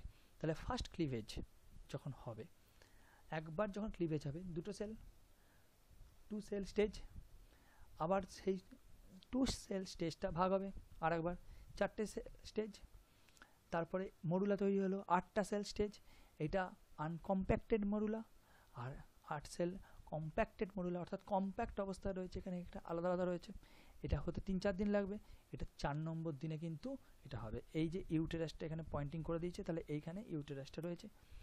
এবার আস্তে আস্তে মরুলার পর যখনই সে ব্লাস্টুলা হতে যাবে, তার সঙ্গে সঙ্গে কিন্তু তার মধ্যে এই যে ব্লাস্টোসিল তৈরি হচ্ছে, সে কিন্তু আর্লি ব্লাস্টোসিস্ট তৈরি হচ্ছে, সে কিন্তু আস্তে আস্তে প্রস্তুতি নিচ্ছে যে ইমপ্ল্যান্টেশন হওয়ার। এরপর জোনা পেলুসিডা যেখানে আছে, যে চারিদিকটা ঘুরে, সেখানে লেট স্টেজ ব্লাস্টোসিস্ট রয়েছে, অর্থাৎ হ্যাচিং হচ্ছে। ব্লাস্টোসিস্টের পর সে কিন্তু আস্তে আস্তে যে ইউটেরাইন ওয়াল আছে, সেই ওয়ালটাও কিন্তু স্ট্রাকচারাল কিছু পরিবর্তন হচ্ছে। স্ট্রাকচারাল পরিবর্তনের ফলে যখন হাইপোব্লাস্ট হচ্ছে আর এপিব্লাস্ট হচ্ছে, অর্থাৎ গ্যাস্ট্রুলেশন শুরু হয়ে গেছে, গ্যাস্ট্রুলেশন যখন শুরু হয়ে গেছে তখন কিন্তু এই যে ইমপ্লিমেন্টেশন অফ দ্য ব্লাস্টোসিস্ট, অর্থাৎ এপিব্লাস্ট হাইপোব্লাস্ট গ্যাস্ট্রুলেশন শুরু হয়েছে বা সবে শুরু হবে, সেই সময় কিন্তু ইমপ্ল্যান্টটা হতে শুরু হয়ে গেছে। এবং যত সময় যাবে তত কিন্তু গ্যাস্ট্রুলেশনের দিকে চলবে, ইমপ্ল্যান্টও তত বেশিভাবে চলবে। এবং এই যে যেখানে ইউটেরাসের টিস্যুটা রয়েছে, এই টিস্যুটা পুরোটা এনসার্কেল করবে এই এমব্রায়োটাকে। আস্তে আস্তে এমব্রায়ো বড় হবে এবং টিস্যুটা পুরো এনসার্কেল করে রাখবে। এবং এই ইমপ্ল্যান্টেশনটা আমাদের কিন্তু তৃতীয় চ্যাপ্টারে পড়তে হবে। চতুর্থ চ্যাপ্টারে আছে আমাদের প্লাসেন্টা। প্লাসেন্টা কি? প্লাসেন্টা আমাদের পড়তে হবে structure, type and functions of placenta. Placenta হচ্ছে একটা স্পেশালাইজড অর্গান, এখানে স্পেশালাইজড কিছু টিস্যু থাকে। এবং এই প্লাসেন্টাতে মধ্যে দুটো পার্ট থাকে, একটা হচ্ছে ফিটাল পার্ট, এই ফিটাল পার্টটা কোরিয়ন ফাউন্ডেশন থেকে হয় বা কোরিয়নিক স্যাক থেকে হয়। আর একটা ম্যাটারনাল পার্ট থাকে, যেটা মায়ের পার্ট বা ইউটেরাইন ওয়াল থাকে, যেখানে এন্ডোমেট্রিয়াম থাকে। তাহলে এই প্লাসেন্টার সঙ্গে প্লাসেন্টার মধ্যে ট্রান্সপোর্ট সিস্টেম থাকে, যেটাকে আম্বিলিকাল কর্ড বলা হয় বা ভেসেলস ইন আম্বিলিকাল কর্ড বলে, যার মাধ্যমে মানুষের ক্ষেত্রে যদি হয়, এরা কিন্তু ইউটেরাইন ওয়ালের সঙ্গে বা মায়ের সঙ্গে শিশুর বা এমব্রায়োর একটা সংযোগ থাকে, এই যে সংযোগটা। তাহলে এটা হচ্ছে আম্বিলিকাল কর্ড, যার মাধ্যমে কি এখানে বিভিন্ন জিনিসের আদান প্রদান হতে পারে। কি কি ফাংশনের মধ্যেই সেটা বেশি ভালো করে পাওয়া যাবে। যেমন ফাংশন কি? প্রথম প্রোটেকশন, কারণ মাদার উম্বে আছে যখন, বিভিন্ন এক্সট্রা এমব্রায়োনিক মেমব্রেনের মাধ্যমে ঘেরা আছে এবং এখানে কিন্তু প্রোটেকশন দিচ্ছে। নিউট্রিশন, মায়ের দেহ থেকে বিভিন্ন ধরনের খাবার আসছে, এবার খাবারটা ইউটেরাইন আম্বিলিকাল কর্ডের মাধ্যমে আসছে, তাহলে নিউট্রিশন। রেসপিরেশন, তাহলে O2 CO2 ব্লাডের মাধ্যমেই যাচ্ছে।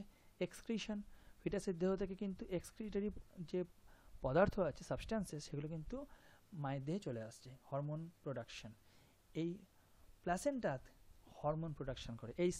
এইচসিজি গোনাডোট্রপিক, যেমন এইচসিজি হিউম্যান কোরিয়নিক গোনাডোট্রপিক, এবং অন্যান্য আরও হরমোন এখান থেকে প্রোডাকশন হয়, যেটা কিন্তু টোটাল যে এই সময়টা রয়েছে, যে সময় এমব্রায়োটা মায়ের পেটে থাকে বা উম্বে থাকে, সেই সময়টা কিন্তু এখান থেকে হরমোন প্রোডাকশন হয়। এবার ডিফারেন্ট টাইপস অফ প্লাসেন্টা, এটা শুধু মানুষের ক্ষেত্রে পড়লেই তো হবে না, এটা মানুষের উদাহরণ হিসেবে দেওয়া হয়েছে। এবার ডিফারেন্ট টাইপস অফ প্লাসেন্টা রয়েছে। প্লাসেন্টার এই যে মায়ের সঙ্গে এমব্রায়োর যে যোগাযোগ, এটা সাধারণত 6টা লেয়ার অফ ওয়াল থাকে। এই যে যোগাযোগ মানে একটা হচ্ছে ম্যাটারনাল ব্লাড, আর একটা হচ্ছে এমব্রায়োর ব্লাড। এই যে ম্যাটারনাল ব্লাড আর এমব্রায়োর ব্লাড, এই দুটো একসঙ্গে থাকার জন্য 6টা মাঝে লেয়ার আছে।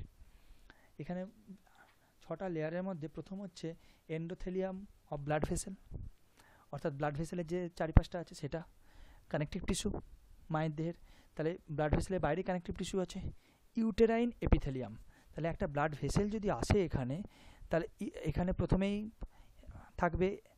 এখানে প্রথমেই থাকবে যে রক্ত যাচ্ছে ব্লাড ভেসেলের চারিদিকটা, সারফেসটা, তারপর কানেকটিভ টিস্যু, তারপর ইউটেরাইন ওয়াল। ইউটেরাইনের ওয়ালের পরেই থাকবে যেটা কোরিয়নিক এপিথেলিয়াম, অর্থাৎ কোরিয়ানের যে এপিথেলিয়াম বা প্রাচীর রয়েছে সেটা, তারপর কোরিয়নিক কানেকটিভ টিস্যু থাকবে কিছু, এবং শেষে গিয়ে এন্ডোথেলিয়াল আর ফিটাস ব্লাড, ফিটাসের যে ব্লাড যাচ্ছে তার এন্ডোথেলিয়াম থাকবে বা ব্লাড ভেসেল থাকবে। তাহলে এই 6টা থাকবে, সাধারণত 6টা আদর্শ ক্ষেত্রে ম্যাক্সিমাম থাকতে পারে। এবার বিভিন্ন ক্ষেত্রে বিভিন্ন রকম পরিবর্তন হয়, কারোর ক্ষেত্রে 5টা থেকে, কারোর ক্ষেত্রে 4টে থাকে, কারোর ক্ষেত্রে 3টে থাকে, যার ক্ষেত্রে যেমন থাকে। এবং এই যে কার সঙ্গে কিভাবে প্লাসেন্টাটা জয়েন থাকবে, এইটাও বিভিন্ন ধরনের হতে পারে। তার মধ্যে কয়েকটা স্যাম্পল দেওয়া আছে, যেমন ডিফিউজড হতে পারে, যেমন মানুষের ক্ষেত্রে হয় ডিসকয়েড বা ডিসকয়েডাল, কারণ হচ্ছে ডিস্ক সেপেড। এটা আম্বিলিকাল কর্ড আমাদের নাভিতে যেমন থাকে ডিস্কের মতো, সেই জন্য মানুষের ক্ষেত্রে হয় ডিসকয়েডাল। কারো ক্ষেত্রে একটা নির্দিষ্ট জোনে থাকে, তাকে বলা হয় জোনারি। যার ক্ষেত্রে ডিফিউজড অর্থাৎ চারিদিকে ছড়িয়ে থাকে বিন্দু বিন্দু আকারে, তাহলে ডিফিউজ। কটাইলেডেন্টারি, তাহলে তাদের কারো ক্ষেত্রে প্যাচের মতো থাকে, তাদের ক্ষেত্রে প্যাচের মতো হবে। তাহলে কিভাবে কার সঙ্গে জুড়ে আছে, কটা লেয়ারে জুড়ে আছে, এই বিভিন্ন টাইপ কিন্তু পড়তে হবে।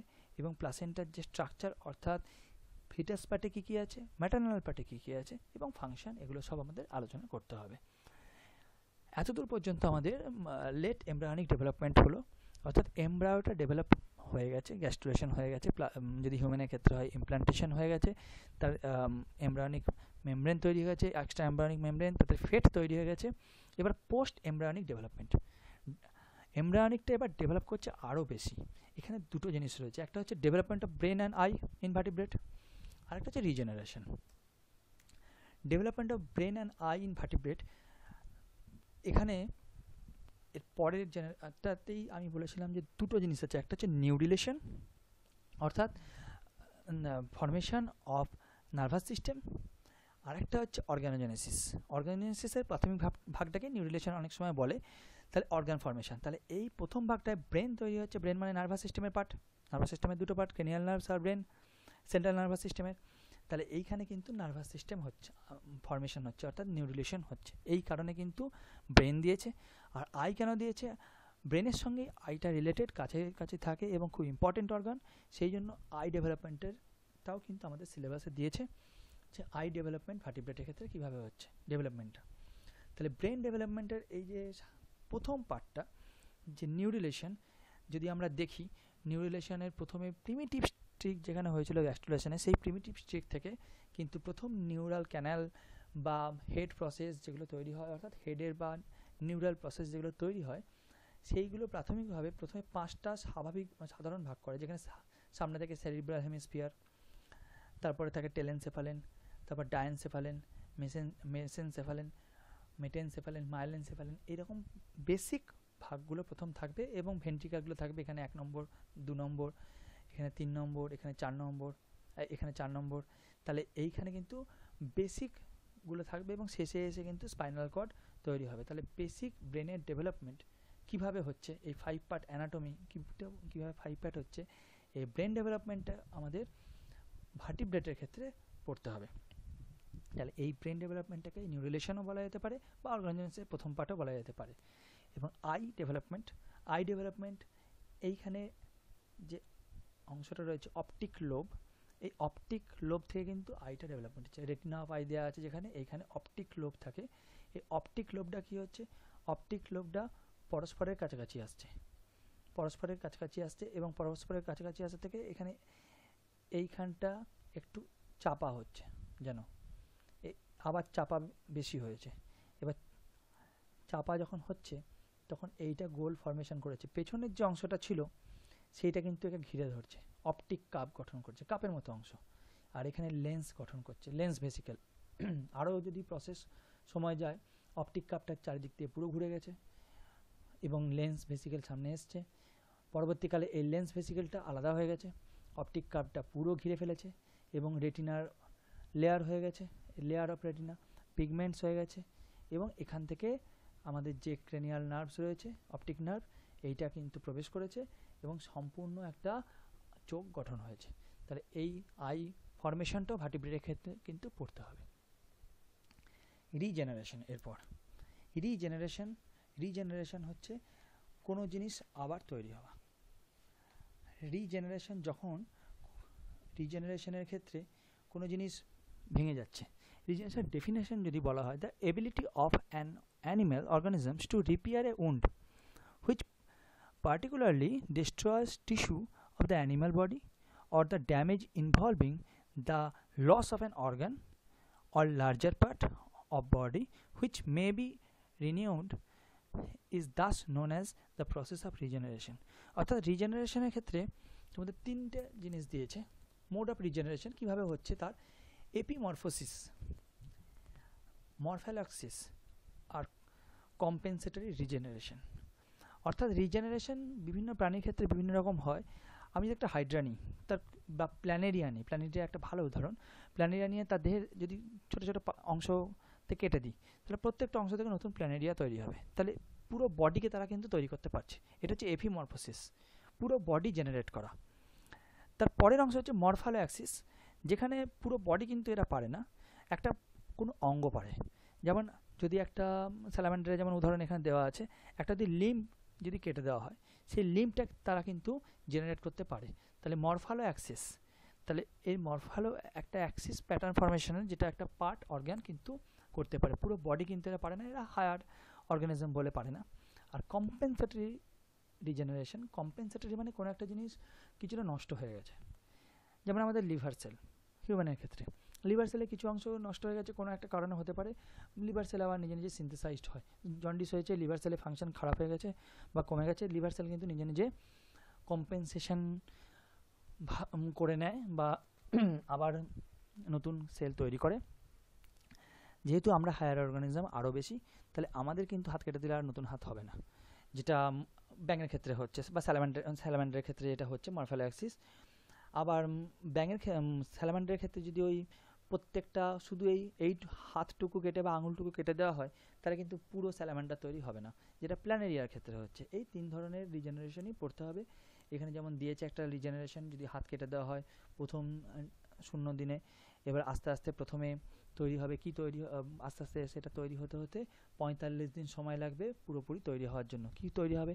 প্রথমে তৈরি হবে ভাস্কুলার ব্লাড সেল, প্রথমে রক্তর যে নালিকাগুলো তৈরি হবে, তারপর স্কেলেটাল মাসেল তৈরি হবে, কারণ ধরে রাখতে হবে, তারপর বোন কার্টিলেজ থেকে সাপোর্ট দিতে হবে, তারপরে বোনের পর শেষে গিয়ে নার্ভ তৈরি হবে, কারণ সেন্সেশন দেবে, এবং তারপর এপিডার্মিস ডার্মিস কানেক্টেড টিস্যু, অর্থাৎ যেটা দেখতে ভালো হয় হাতটা পুরো সেইটা হয়ে যাবে।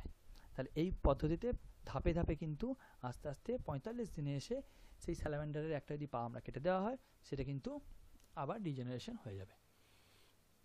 শেষ অংশ যেটা অ্যাপ্লিকেশন অফ ডেভেলপমেন্টাল বায়োলজি, এটা হচ্ছে totally modern science, modern developmental সায়েন্সের application. Teratogenesis, teratogenic agents and their effects on embryonic development. Teratogens কাকে বলছে? An agent that can cause development of abnormal structure. তাহলে টেরাটোজেনেসিস বলছে অ্যাবনর্মাল স্ট্রাকচার হবে বা structural abnormality হবে। তাহলে কারা করতে পারে? ড্রাগ করতে পারে, ভাইরাস করতে পারে, ইরাডিয়েশন অর্থাৎ কোনো রেডিয়েশন করতে পারে, এনি হার্মফুল সাবস্টেন্স করতে পারে, টক্সিক এজেন্ট লেড যেমন করতে পারে। Has greatest effect on the first 3 months of pregnancy. তার প্রথম 3 মাস সব থেকে বেশি এফেক্ট করে, কারণ হচ্ছে তখন তো কোনো তার প্রোটেক্টিভ মেজার্স থাকে না, বা তার সহনশীলতাটা অনেক কম থাকে যে কোনো জিনিসের, তার পক্ষে ডোজটা অনেক বেশি হয়। এখানে কিছু লিস্ট দেওয়া আছে ফার্মাসিউটিক্যাল টেরাটোজেন্সের। ভেলপোরিক অ্যাসিড একটা খুব নার্ভে ব্যবহার করা নার্ভাস ওষুধ। ইন্ডাস্ট্রিয়াল টেরাটোজেন লেড, মিথাইল বা মার্কারি, এই ধরনের মাইক্রোবিয়াল হতে পারে, যেমন herpes virus, syphilis virus, rubella virus, এগুলো, বা মেটাবলিক কন্ডিশন যেমন ডায়াবেটিস। তাহলে এইগুলো সবই কিন্তু এমব্রায়োর পক্ষে হার্মফুল। এমব্রায়োর কী করতে পারে? অ্যাবনর্মালিটি সৃষ্টি করতে পারে। কেমন অ্যাবনর্মালিটি? Structural abnormality.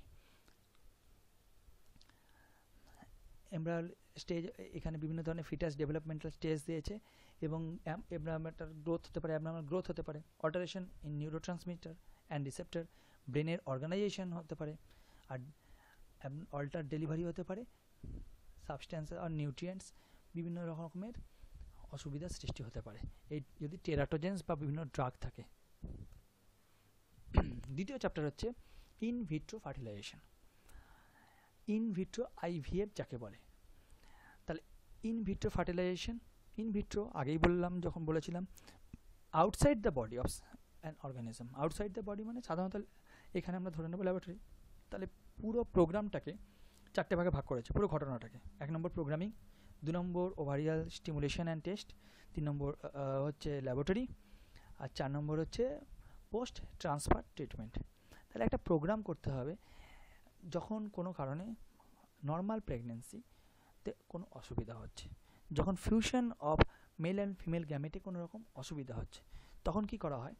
তখন প্রথমে প্রোগ্রাম করা হয় যে কীভাবে পুরো প্রসেসটা করা হবে, এবং মেল এবং ফিমেল দুজনের সঙ্গেই একসঙ্গে বসে ডাক্তার প্রোগ্রাম করে। প্রথম পিরিয়ডের ক্ষেত্রে ওভারিয়ান স্টিমুলেশন করা হয় 11 থেকে 12 দিন পর। ওভারিয়ান যদি স্টিমুলেশন দেওয়া হয়, ওভারিয়ান স্টিমুলেশন দিলেই ম্যাচিওর হবে 11 থেকে 12 দিনের পর ওভাম। তাহলে ওভারিয়ান পাংচার করে, সে রাপচার করে সেখান থেকে একটা ওভাম বার করা হয়। এবং একই সঙ্গে treatment for improving the সিমেন sample, তাহলে সিমেনের স্যাম্পল যাতে ভায়াবিলিটি, কোয়ান্টিটি যাতে ভালো হয় তার জন্য কিন্তু ট্রিটমেন্ট করা হয়। সেই জন্য প্রোগ্রাম করতে হয় আগে থেকে, যে কবে 11 থেকে 12 দিন আগে তাকে স্টিমুলেশন দেওয়া হবে, তার 11 থেকে 12 দিন পর ওভারিয়ান পাংচার করা হবে, তার আগে সিমেন্টটাকে রেডি করতে হবে। তাহলে রেডি করে সিমেন্ট স্যাম্পল নিয়ে টেস্ট করে দেখা হয় যে সিমেন্ট স্যাম্পলটা কোয়ালিটি স্যাম্পল কিনা।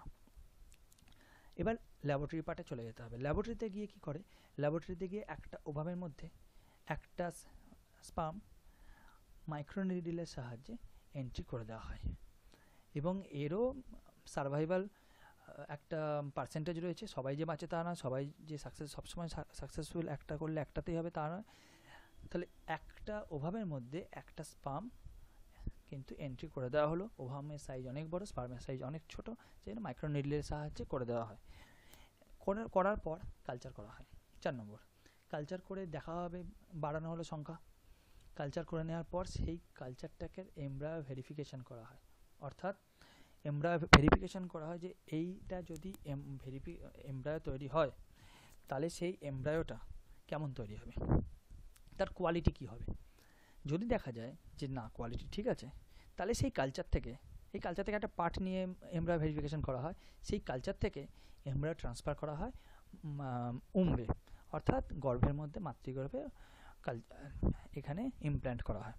ইমপ্ল্যান্ট করার 12 দিন পর test and confirm of pregnancy, 12 দিন পর টেস্ট করা হয় যে প্রেগন্যান্সি হয়েছে তো, অর্থাৎ যদি ইমপ্ল্যান্ট করাও হয় সেই ইমপ্ল্যান্টেশনটা ঠিক আছে তো, সেই ইমপ্ল্যান্টেশনটা যেটা করা হয়েছে সেটা আস্তে আস্তে বড় হচ্ছে তো, অর্থাৎ নর্মাল গ্রোথ হচ্ছে তো, সেইটার জন্য কনফার্মেশন করা হয় এবং প্রেগন্যান্সি কনফার্মেশন করা হয়।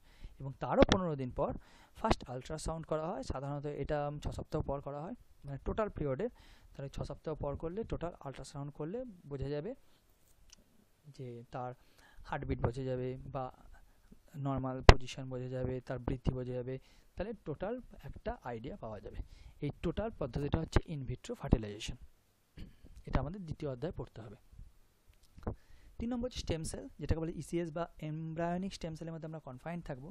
এখানে এমব্রায়োনিক স্টেম সেল যদি আমরা দেখি, তাহলে এমব্রায়োনিক স্টেম সেলগুলো বিভিন্ন সময় যখন গ্যাস্ট্রুলেশন হচ্ছে তখন মেসোডার্ম, এন্ডোডার্ম, এক্টোডার্ম এগুলো ভাগ হচ্ছে, অর্থাৎ টোটিপটেন্টগুলো আস্তে আস্তে প্লুরিপটেন্ট হচ্ছে, এবং প্রত্যেকটা সেল ডেস্টিন্ড হচ্ছে।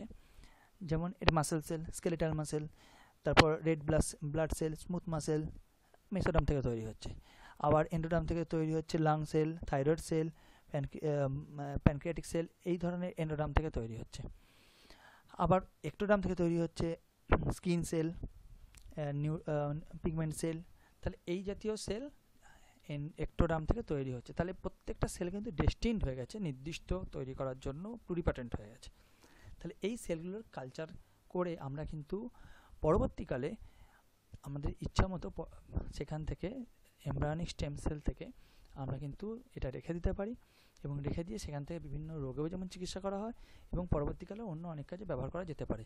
যেমন ফার্টিলাইজ এগ থেকে যখন টোটিপটেন্ট স্টেম সেল হয়, এই ব্লাস্টোসিস্ট কন্টেনিং প্লুরিপটেন্ট স্টেম সেল, তাহলে এই সেলগুলো এখান থেকে বার করে নেওয়া হয় এবং সেখানে কালচার করে বিভিন্ন রকম অন্যান্য কাজ করা হয়। বাকি সেলগুলো থেকে ডেস্টিন্ড যেগুলো তৈরি হওয়ার সেগুলো হলো, এবং আমরা কিন্তু এই সেলকে কালচারের মাধ্যমে, স্টেম সেল কালচারের মাধ্যমে পরবর্তীকালে অনেক কিছু আমাদের হিউম্যান রিলেটেড যে মেডিকেল পারপাসে ব্যবহার করা যেতে পারে। এবং শেষ যে অংশ সেটা হচ্ছে অ্যামনিওসেন্টেসিস। অ্যামনিওসেন্টেসিস কি? প্রিন্যাটাল ডায়াগনোসিস, অর্থাৎ জন্মাবার আগে যখন মাতৃগর্ভে শিশু থাকে তখন একটা টেস্ট করতে হয়। এটা মেডিকেল টেস্ট পুরোপুরি। Small amount of amniotic fluid নেওয়া হয় এবং সেখান থেকে জেনেটিক অ্যাবনর্মালিটি দেখা হয়। ঘটনাটা কি? সাধারণত এইটা 4.5 মাসের আগে করা যায় না, 4.5 মাসের পর করতে হয়, কারণ 4.5 মাসের পরই সব অর্গানগুলো মোটামুটি, বিশেষ করে হার্ট, ফুললি ফাংশনাল এবং ফুললি অর্গানাইজড হয়। সব অর্গানগুলো মোটামুটি 4.5 মাস হলে হয়ে যায়, তাই সেই জন্য 4.5 মাসের পরই করতে এটা অ্যাডভাইস করা হয়। এবং আমাদের ইন্ডিয়ান যে অ্যাবর্শন পলিসি আছে সেটা 6 মাসের পর অ্যাবর্শন করা যায় না, সেই কারণে 6 মাসের আগে এর রেজাল্ট পেতে হয়। তাহলে পিরিয়ডটা কিন্তু খুবই সংক্ষিপ্ত। এই সময়ের মধ্যেই কিন্তু অ্যাবনর্মালিটি যদি কিছু থাকে সেটা ডিটেকশন করার জন্য এই অ্যামনিওসেন্টেসিস করা হয়। অ্যামনিওসেন্টেসিসে কী করা হয়? অ্যামনিওসেন্টেসিসে এখানে সাধারণভাবে একটা ইউএসজি চালানো হয়। ইউএসজি চালিয়ে দেখা হয় যে এই ফিটাসটা কী অবস্থায় রয়েছে, অর্থাৎ কোন পজিশানে রয়েছে। তার ফলে তার সঙ্গে একটা সিরিঞ্জ যার সূঁচটা অনেক বড় হবে, তাহলে সেইখানে ফাঁকা যে জায়গাটা আছে সেখান থেকে অ্যামনিওটিক ফ্লুইডটা কালেক্ট করা হয়। এইখানে যেটা কালেক্ট করছে সেটা হচ্ছে অ্যামনিওটিক ফ্লুইড। এই অ্যামনিওটিক ফ্লুইডের মধ্যে কিন্তু এই ফিটাসটা ভেসে আছে। সেই জন্য অ্যামনিওটিক ফ্লুইডের যদি আমরা কালচার করি এবং অ্যানালিসিস করা যায়, টোটাল ক্রোমোজোমাল যে প্রোফাইল সেটা কিন্তু পাওয়া যাবে। টোটাল হিউম্যান ক্রোমোজোমাল প্রোফাইলটা কিন্তু একদম 23টা ক্রোমোজোমে 23 জোড়া ক্রোমোজোমের কিন্তু পাওয়া যাবে। সেইটা কিন্তু করার জন্যই এটা করা, মেনলি ক্রোমোজোমাল জেনেটিক অ্যাবনর্মালিটি আমরা ক্রোমোজোমাল স্টাডি করে কিন্তু করতে পারি। বর্তমানে এটা সব থেকে বেশি করা হয় সেটা হচ্ছে ডাউন সিনড্রোম দেখার জন্য। ক্রোমোজোমাল ট্রাইসমি যেটা দেখা হয় ডাউন সিনড্রোমের কী অবস্থা, ডাউন সিনড্রোম দেখার জন্য, এবং আদার যে ক্রোমোজোমগুলো রয়েছে ক্রোমোজোমগুলোর তাদেরও কোনো প্রবলেম রয়েছে কিনা, এটা অ্যান্টিবডি স্টেনের মাধ্যমে ওই ক্রোমোজোম এখান থেকে অ্যামনিওটিক ফ্লুইড নিয়ে সেটাকে কালচার করা হয়। কালচার করার পর তাকে অ্যান্টিবডি স্টেন করে পুরো ক্রোমোজোমগুলো সেখানে আলাদা আলাদা করে বার করা হয়, এবং বার করে সেখানে দেখা হয় যে কোনো ক্রোমোজোমে অ্যাবনর্মালিটি আছে কিনা, যাতে পরবর্তীকালে জেনেটিক ডিজিজ হতে পারে কিনা। যদি পসিবিলিটি থাকে এমন কোনো জেনেটিক ডিজিজ যেটা ক্ষতিকারক এবং মানুষের মৃত্যু পর্যন্ত হতে পারবে, তখন এটাকে অ্যাভয়েড করার কথা ভাবা হয়। এই টোটাল অংশটা আমাদের ইমপ্লিমেন্টেশনের জায়গাটা এই 4টে অধ্যায় আমাদের পড়তে হবে। তাহলে আমরা একটা বেসিক ধারণা আজকে পেলাম যে আমাদের টোটাল সিলেবাসের কি আছে এবং কি কি পড়তে হবে। এরপর আমরা পরবর্তীকালে ডিটেলসে প্রত্যেকটা অংশ ভেঙে ভেঙে আলোচনা করব।